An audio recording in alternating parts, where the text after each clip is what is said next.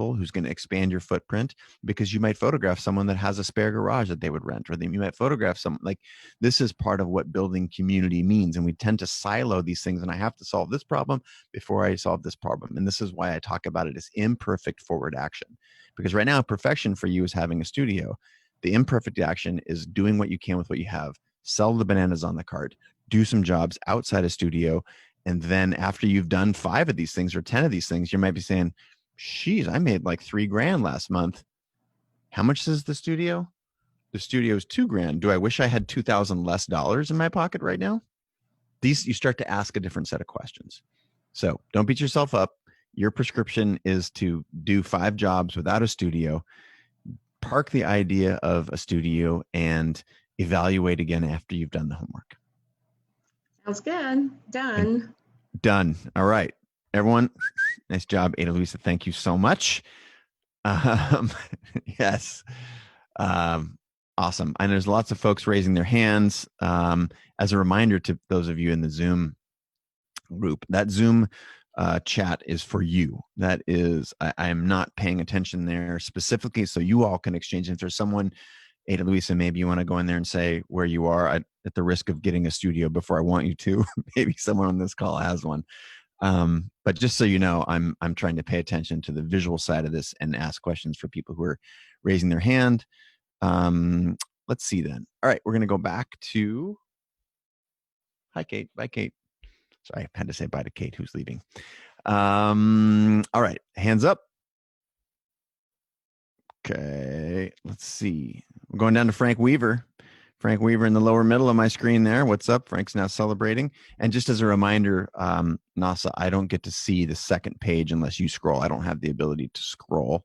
I'm still looking at, there we go. I don't have the ability to scroll to that second page, so I would love to. There you go. But I promised to go to Frank Weaver. So Frank, welcome to the show. Hey, Chase, thank you so much for taking my question.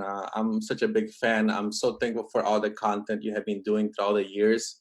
I remember first watching you on the toy camera challenge with Kai, and just the way that you interacted with the Kung Fu people was really cool. Thank you. Appreciate it. That camera, for what it's worth, was 50 times worse than you could ever imagine.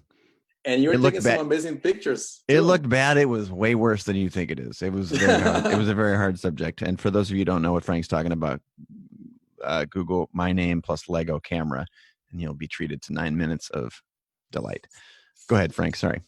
No, for sure. And, I've been following you, Launch Creative Live, your book, and even your photo session with Apple. I'm a Creative Pro, so it was really awesome to deliver your session to so many people that came to the Apple Store. Awesome. But my question is, I see the community that you're building. I see these beautiful people that are here, taking your teachings about creativity. And that's a biggest struggle for me. I have a podcast when I'm interviewing indigenous leaders talking about conservation. And it's great conversations. I had a conversation with a gentleman in Australia that does, beehive rescue. But when I release those podcasts, it's just kind of little bit of crickets. I don't have much engagement with the people. So that's my question. How can I turn my podcast into a community like you're doing? I like to make a recommendation to, this is a very popular question. This is why 25% of the book was dedicated to building community. So my first prescription would be go read step 4 again and be really honest with yourself around how many of those actions that I'm suggesting you undertake in that, how many of those suggestions are you actually implementing?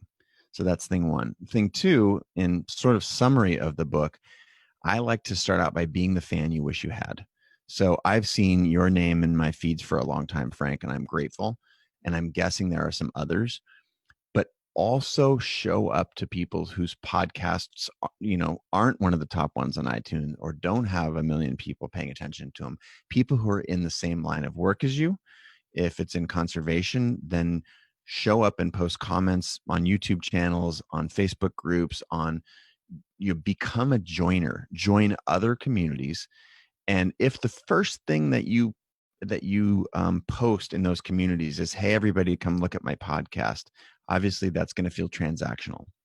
On the other hand, if you show up and leave thoughtful comments over and over and over on 10 of the top podcasts in conservation and 10 of the 10 other podcasts on conservation that are just beginning, that are in a similar phase of the journey as you are, those people, if you do it regularly enough, will begin to recognize the name Frank Weaver, and then they will look up Frank Weaver and see who you are and what you're doing.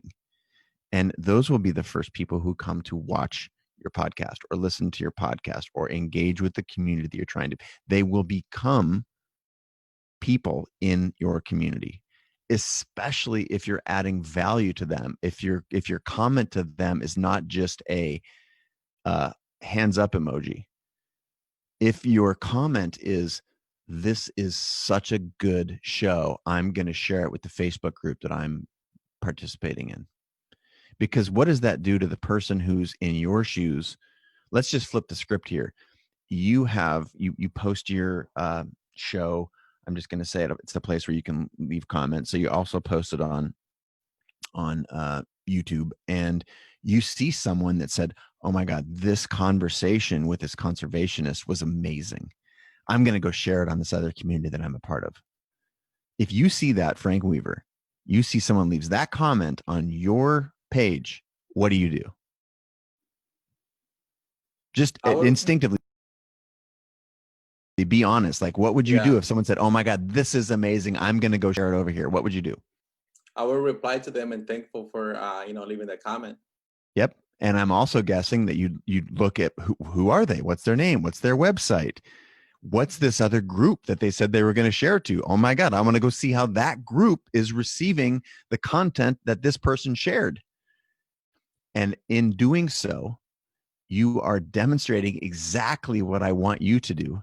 Because if you did that on 10 other podcasts that are popular and 10 other podcasts that are emerging, those, some subset of those 20 people would do the same for your stuff. They would come look, and you would understand exactly, you are the behavior, you are the person that you want to attract. Or if you haven't, then you identifying your ideal customer. I'm guessing it's someone who likes and does a lot of things you do, which is why you're building a community around it.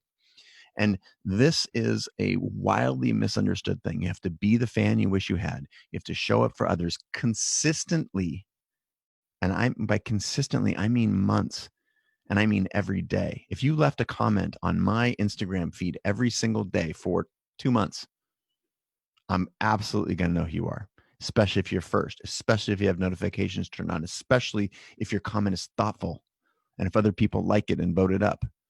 This is the participation part that most people miss. And in me sharing this with you, Frank, and I applaud you for asking this question, this is almost ubiquitous in people who have no community and want to build one.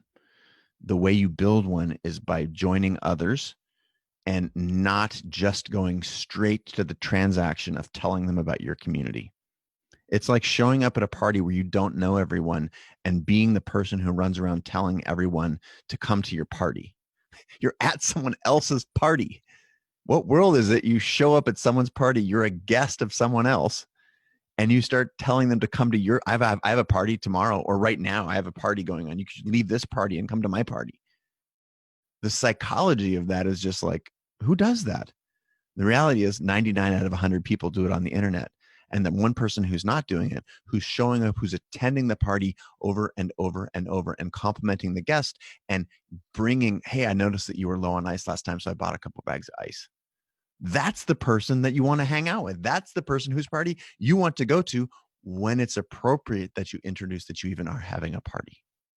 Capito? Sounds good, Chase. Thank you so much. I think that answer was awesome. I don't know if anybody else did or not. All right. I don't know how that's funny. That's a great question. And Frank, I do thank you. I've seen you in my feeds for years. And if anyone was wondering, that's another good reason to turn notifications on, not just for my stuff, although I appreciate that. And like I mentioned earlier, this is I'm honestly surprised that